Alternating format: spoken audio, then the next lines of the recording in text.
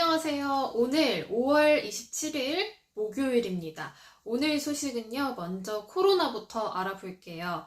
코로나 백신을 한 번이라도 맞은 사람은 올해 7월부터 밖에서 마스크를 쓰지 않아도 된다는 소식입니다. 또 직계가족 가운데서 백신을 맞은 사람이 많을수록 당장 다음 주부터 가족 모임에 올 수 있는 사람도 더 늘어나게 되는데요. 백신 접종률을 높이기 위해서 정부가 내놓은 방안입니다. 백신 접종 인센티브 방안의 가장 큰 특징은 1차 접종만 맞아도 14일 뒤에 방역 완화 혜택을 준다고 하는 건데요. 우선 고령층을 중심으로 접종이 진행되는 6월 1일부터요. 백신을 한 번이라도 맞으면 직계가족 모임 인원 제한에서 제외가 됩니다. 그러니까 접종자가 좀 많아질수록 모일 수 있는 가족이 늘어난다는 거죠. 현재 직계가족은 8명까지 모일 수가 있어요. 다음 달부터는 한 번이라도 접종을 받으면 이 제한을 받지 않고요. 만약 가족 중에서 접종자가 4명이다 하면 이 4명을 제외하고 8명 더 만날 수 있는 거예요. 그래서 즉 12명까지도 만날 수 있습니다. 2차례 접종을 마치면요, 어디서든 5명 이상 모일 수 있고요. 경기장에서나 영화관에서 음식을 먹거나 마실 수가 있습니다. 또 경로당이나 복지관에서는 접종자 참여 프로그램도 운영할 계획이라고 하고요. 국립공원과 고궁 등의 입장료를 깎아주거나 면제가 된다고 해요. 백신을 한 번만 맞은 사람도 야외에서 마스크를 벗을 수 있다고 합니다. 다음은 EU 디지털 여행 증명서입니다. 7월부터 EU, 유럽연합 내에서 자유로운 이동이 가능해질 것으로 보입니다. EU 정상들이 디지털 여행증명서, 이른바 백신 여권에 합의를 하고 다음 달 중으로 시스템 도입을 마칠 계획이라고 하는데요. 시스템 구축이 완성되면 유럽연합 27개 회원국을 자유롭게 여행을 할 수 있습니다. QR코드의 형태로 디지털 여행증명서 발급 대상은 EU 회원국 거주자, 백신 접종 완료자, 또 최근 진단검사에서 음성 판정을 받은 사람, 그리고 코로나19에서 회복돼서 항체를 가진 사람에게 발급이 됩니다. EU 영내에서만 통용이 되고요. 이 증명서가 있으면 여행지에서 자가격리나 진단검사를 하지 않아도 됩니다.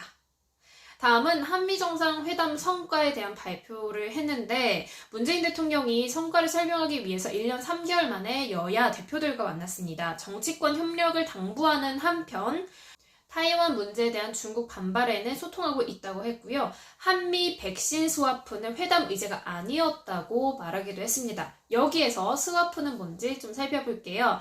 스와프는 두 당사자가 각각 가지고 있는 미래의 현금 흐름을 서로 맞바꾸기로 합의하는 것으로 다양한 형태가 있고요. 가장 활발히 거래되는 스와프에는 금리 스와프와 외환 스와프가 있습니다. 금리 스와프는요, 고정금리와 변동금리를 맞바꾸는 건데요. 정해진 원금에 대해서 3개월 또는 6개월과 같이 미리 정해진 기간에 대한 이자를 한쪽 당사자는 고정금리로 지급을 하고 다른 한쪽은 변동금리로 지급을 하는 걸 만기까지 계속하는 계약을 말합니다.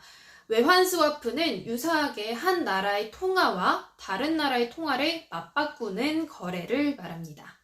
다음은 테이퍼링입니다. 정부가 통화 유동성을 확대하기 위해 시행하던 양적 완화, 자산 매입 조치를 점진적으로 축소하는 것을 일컫는 말인데요. 초저금리 상태에서 경기 부양을 위해서 중앙은행이 정부의 국채나 여타 다양한 금융자산의 매입으로 시장의 유동성을 공급하던 양적 완화 정책을 점진적으로 축소하는 것을 뜻합니다. 2013년 5월 22일 벤 버냉키 미국 연방준비제도 의장이 청문회에 나와서 처음 언급한 용어로 테이퍼링의 사전적 의미는 점점 가늘어지다입니다. 다음은 서울시 재개발 규제 완화입니다.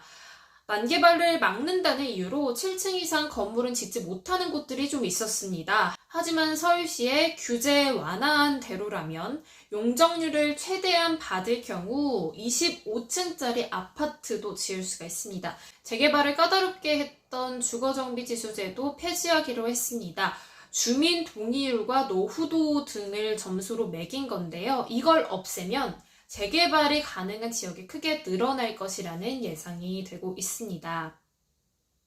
네, 다음은 금리 동결입니다. 한국은행 금융통화위원회가 현재 연 0.5%인 기준금리를 유지하기로 오늘 결정을 했습니다.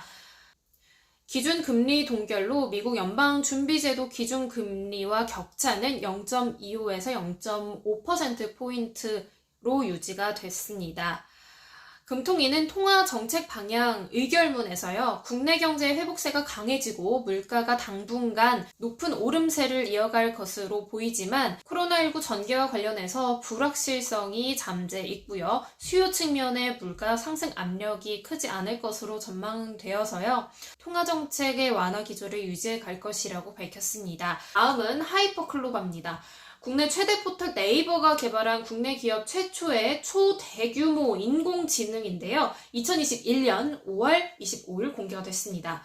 일론 머스크의 오픈 AI가 2020년 공개한 초거대 AI보다 그 규모가 크고요. 한글에 기반한 AI 모델이라는 점에서 의미가 있습니다. 해당 기술은 네이버 서비스에 적용돼서 사용자들에게 제공이 되는데요. 한국어 최적화가 가장 큰 장점으로 꼽힙니다. 2021년 5월 6일부터 선보인 네이버 검색 서비스에서는 사용자가 검색어를 잘못 입력하는 경우에 올바른 단어로 전환해서 검색하거나 적절한 검색어를 추천하고 있습니다. 또 중소상공인, 크리에이터, 스타트업 등의 분야에서 상품을 팔 때 도움이 되는 마케팅 문구를 자동으로 작성하는 데 해당 AI가 사용되는 등 일상 곳곳에서 하이퍼클로바가 구현될 방침이라고 합니다. 다음은 청중비용에 대해서 알아볼게요. 청중비용은 각 국가의 외교정책 결정자들이 외교정책의 실패함에 따라서 청중들에게 지불해야 하는 비용을 의미합니다. 여기에서 청중은요, 사전적 의미보다 더 능동적인 뜻을 갖고 있습니다. 자국의 외교 정책 결정자들이 다른 국가와의 협상 테이블에서 진행하는 사안들이나 채택하는 정책 등에 대해 지켜보는 내국민들을 말하는데요. 정책 결정자들이 지불해야 하는 청중 비용의 형태는 각 국가가 택하고 있는 정치 구조에 따라서 다릅니다. 예를 들어서 민주주의 국가의 경우에는 정책이 실패했을 때 본인을 지지해주는 지지층이 이탈할 수 있고 또 반대 입장을 가지고 있는 정치 세력들에게 정치적인 공격을 받을 수 있잖아요. 무엇보다 민주주의 국가에서는 선거라는 제도가 존재하기 때문에 재집권의 실패라는 큰 청중비용 지불로 이어지기도 합니다. 이걸 통틀어서 청중비용이라고 하고요. 반면 비민주주의 국가에서는요, 독재자나 소수의 집단에 의해 통치되는 구조이기 때문에 민주주의 국가보다는 비교적 제도적인 견제장치가 많지 않습니다. 물론 상황에 따라서 숙청이나 혁명, 쿠데타 등의 청중 비용이 발생할 수는 있지만 이는 일반적인 경우로 보기 어려워서 청중 비용은 극히 드물게 발생한다고 볼 수 있습니다. 그러니까 청중 비용은 민주주의 국가에서 훨씬 더 활발하게 이루어지고 있다고 볼 수 있겠죠. 네, 오늘은 여기까지 알아볼게요. 저는 다음 시간에 또 알찬 내용으로 찾아올게요. 안녕!